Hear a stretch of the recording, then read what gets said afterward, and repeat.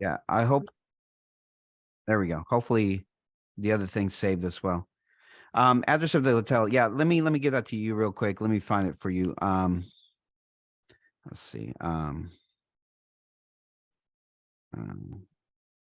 the Fairfield Inn, I think is what it is. Let's see.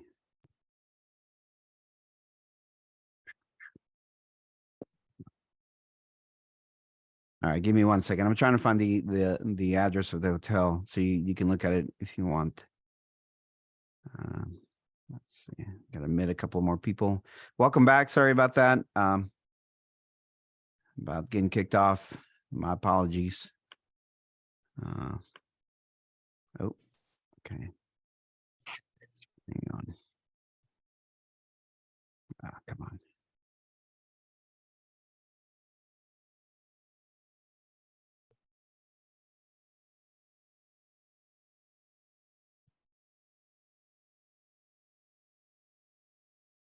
Oh, fuck it.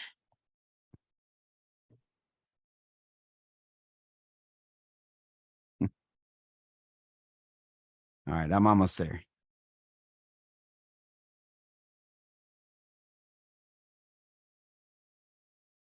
Any other questions while I'm looking for the hotels? Yeah, my computer's being really slow. Sorry. Mr. Rod, does Yeah. Jazz Band meet that last week? No, Jazz Band will be done after our last concert, Okay. which will be on the, I think it's the 25th, 26th of May, I think. Yeah, we'll be done after that. Okay.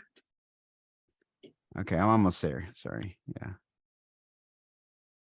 Computer's being really slow. Oh, come on.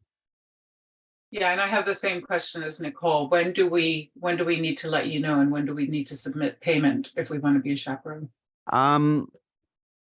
Probably before spring break if possible. If not, I can give you a couple of weeks in April.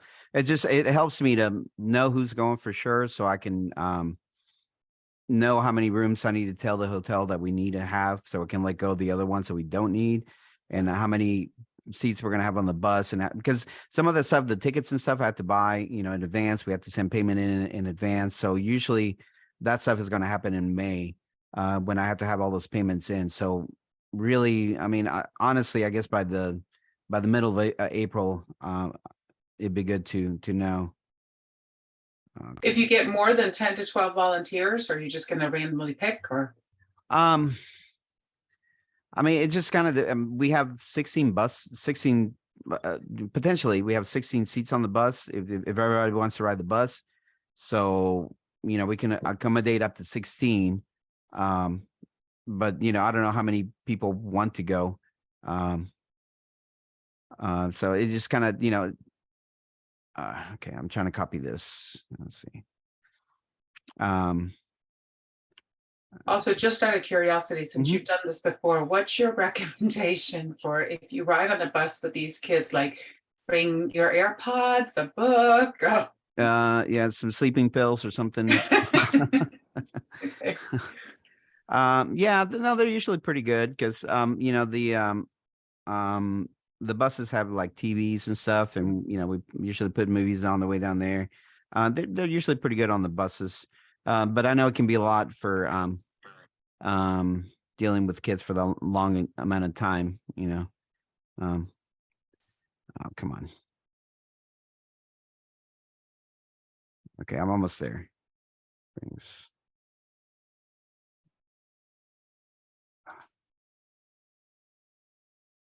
Yeah. Let's see. So that's the address. 895 Bob Arnold, Lithia Springs, Georgia. It's a Courtyard by Marriott. It's the hotel.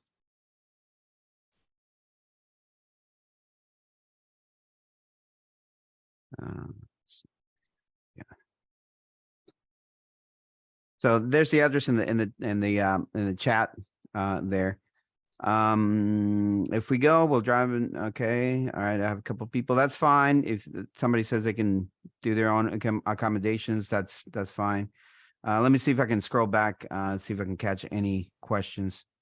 Yeah, can chaperones have their kids? Yeah, in their room. Yeah, he gave you the address of the hotel.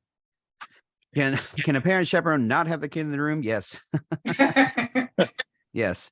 Yes. You can do that. And I'm sure your child would probably be happy that they're not staying with you.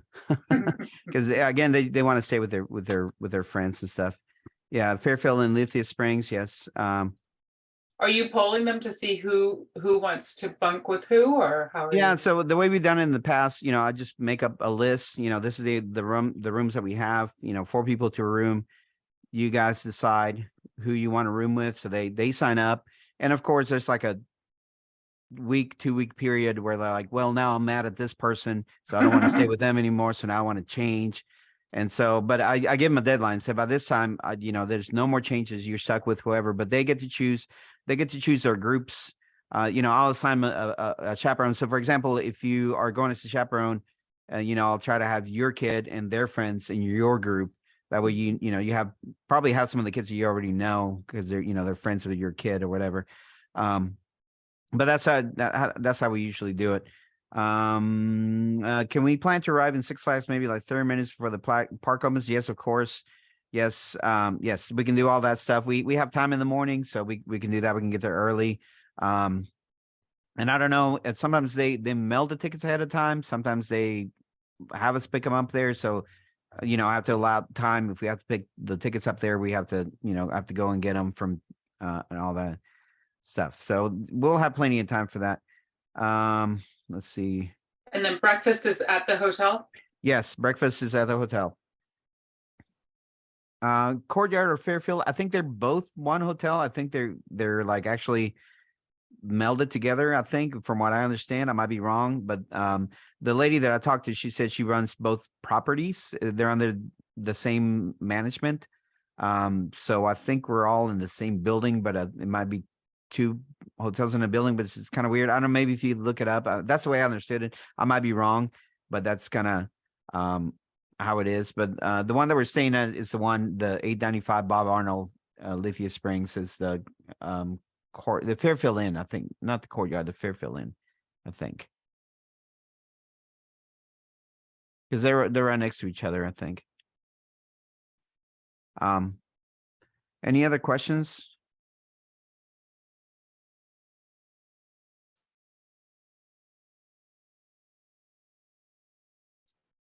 So here it says the Courtyard by Marriott says 895 Bob Arnold Boulevard. So maybe they are joined Yeah. or something? Yeah, I mean, when I look at the picture of the building, it looks like a really big building, and they're both. If you look at maps, it's like basically the same thing. So yeah, somebody just put a picture in the chat, and that's what it looks like. So I think it's all in Okay. one, but I might be wrong. But yeah, if you again if you want to book your own room, that's fine. Those are the rooms that we have set up, and if you want to take one of those rooms, and the lady that I've been speaking to, she said we can add more rooms. Like if we have more than 10 chaperones that want their own room, she can add more rooms, but she really doesn't want to add any more double rooms. She can add single rooms, but double rooms. The question is, some chaperones want their own room, but to say some chaperones are willing to share a room. I don't know if any chaperones want to do quad occupancy. I mean, that's up to y'all. Y'all are adults, but most of the time when we take these trips, most chaperones either want to be by themselves or they want to be with their kid, and they don't want to deal with other people. One of the things that when I started doing these trips that we found out is like bus drivers have to have their own rooms that drive the buses, because they don't want to, sometimes they don't know the other driver that it's going to, even though they're employed by the same company, and they don't know if this person snores or, so they have to have their own room. So chaperones are kind of the same way, where they want to stay in their own room because, they might be a light sleeper and maybe they get somebody who snores and all that stuff.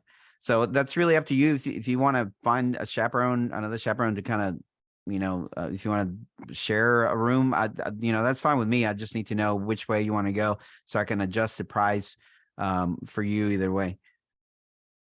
So if the chaperone and the kid wanted to share a double room, it's still $375. No, it'll be a little bit cheaper for the chaperone, but I have to figure out what that price will be. So that's the beginning price. From there, we can move up and move down. I guess really not really up, but down depending on who's staying and all that stuff. So the Mr. Yeah, so the price probably be a little bit cheaper for the chaperone if you sharing the room. Okay. Any other questions?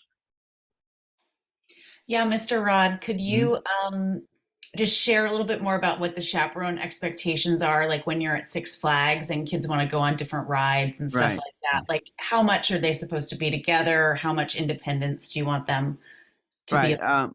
So the main thing for the main job for a chaperone is to keep the kids safe. And if something happens, the kid gets hurt, or they need a bee sting and they have a bee allergy or something, that's the main thing. So we can have an adult nearby who can get things started, who can get in touch with me and do the thing. Now, as far as how the chaperones do, and this is one of the things that I tell the kids: when you sign up for your group, make sure you sign up with people that want to do the same thing. So if you hate roller coasters and you sign up with a group full of kids that love roller coasters, you're going to be doing a lot of sitting down by yourself for a long time, right? So hopefully it doesn't work out that way always, but the kids, hopefully they'll be with like-minded kids. So all of them will be doing pretty much about the same things. You'll have people that want to ride the big coaster and kids that don't want to do it. And how you handle that's really kind of up to you. I would like to keep them together as close as possible, again, just for safety. But if you're okay as a chaperone going, hey, this kid says, hey, is it okay if I run to this, ice cream store real quick and grab something and then I'll be right back? And that's really up to you. If you're comfortable with that, you go, okay, I'm going to be right here, just make sure you hurry back. That's kind of the way that we do it. On that. And another thing that I'll when we have our final meeting, one thing that I tell chaperones that if a kid is being too much, if they're being disrespectful or, annoying or whatever, then I take them. Then they go to my group and then they're stuck with me for the rest of the day. Because I don't want to put that burden on you, having to deal with a rowdy kid that's not listening to you, that's not paying attention to you. I will take that kid and then I will deal with that kid. So another question, see, is the plan one chaperone per kid group? Yes, but like if a couple, a husband and wife want to team up. I know I have one family that's already told me that they're going to go with their kids. So that'll be a mom and a dad, and then I'll put them together and I'll give them, those. And also, if you have different chaperones, like if you're friends with another chaperone, you can put your groups together, and then you can have those two adults supervising, these kids. I mean, it makes a group bigger, but I've had people do that in the past too. So that's the plan: one chaperone per kid group. Unless we have extras, then I'll start assigning that. My thing is I want to make sure that the groups are small enough for chaperones to be able to handle them. Well, I encourage kids who are thrill seekers to be in the same group and pair with the chaperone who also wants that. Yes, I mean that's kind of, but it doesn't work out that way when you're dealing with 96 different people. There's a lot of variables there to deal with. So hopefully it'll work out, but that I can't really guarantee that. So that's kind of the way that works. Any other questions or anything?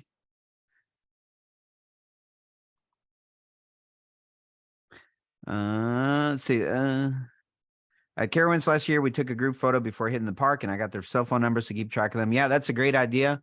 Yeah, it's always good. And any chaperones that are going, we'll have a phone group with you and me. That way we can, get in touch with each other and be able to communicate to each other and all that. So yeah, that's always a good idea. And we'll go over that. So we'll have a couple of more meetings, one, a month or two from now, as we get closer, then we'll have a final one before we go, just to kind of make sure, we're all on the same page and everything. But that's pretty much it. Let's see. Can other 7th graders that are not in the band sign up for this trip? I'll have to see how much room we have before I can let that happen. I have in the past, I've let 1 or 2 friends that were not in band go, but it just depends on availability. If we don't have room on the bus, we don't have room on the bus. That's, if we only have this many rooms, there's no more room to put that kid in, then, you know, that's going to dictate whether I can allow anybody who's not in band go or not. So that'll be something that I'll have to do on a case by case basis. All right. I mean, I think that's pretty much it for me. I'm just trying to see if there's any questions. I'm excited that we're going to be able to take another trip. I'm nervous because we haven't done it in a while because of COVID. And, you know, I never sleep on these trips. I'm always so worried because I want to make sure everybody's having a good time and everybody gets back safe, more importantly, and all that. So it always, you know, makes me worry. I'll be happy once it's over. But until then, it's just a lot of work and a lot of pressure and a lot of stress. But I'm happy. I'm glad because I want the kids to be able to experience something like this, you know, be able to go on these trips and kind of get us back into, you know, the way that we used to go, you know, before, and let the kids experience some really cool things. We've really done some really cool things and seen some very cool things on the trips that we've done. Like first time we went to Atlanta, we actually performed at the Martin Luther King Jr. Center, and that was really, really cool. Let's see. All right, I think that might be pretty much it. Thank you all so much for your support. Of course, we can't do these trips without your support, without you helping out, and you know, those of you that volunteer chaperones, you know, you're helping us keep the kids safe, and you know, make sure they're having a good time and all that stuff. So thank you all. From the bottom of my heart, I'm always so thankful. And again, every time we do these trips, my main goal is to make it as affordable as possible for the kids. I know $375 is a lot of change, but you know, my son's he's in the high school. The high school band went to Orlando this year, and that trip cost $800. The choir, Mr. Benton, couldn't go with us because, you know, he started doing his own trip. The choir is going to go to New York City, and I think that trip is, I want to say, somewhere around $2,000. But you know, they're going to fly, they're going to New York City and all this other stuff. So that's really like rock bottom, you know, that we can keep it as far as price for both the kids and the chaperones. So I know that's a lot of money. But thank you for doing the fundraisers. That way I already have, like I said, like 3 or 4 kids have hit me out for scholarships, and we're going to be able to fund those kids. And I always tell them, money is not a reason for you not to go on these trips. If you want to go, we can make it happen for you. So thank you all for that. Thank you for everything. And I'm gonna let you all have a great night. Thank you so much. And all that. Thank you for all the comments and everything. I really appreciate your help. So that's it. Hopefully the other half recorded. I hope it did. I'm going to see if I can find it. But thank you all, and I hope you have a great night. Thank you. Thanks, Mr. Rod. Thank you. Thanks, Mr. Rod. Thank you.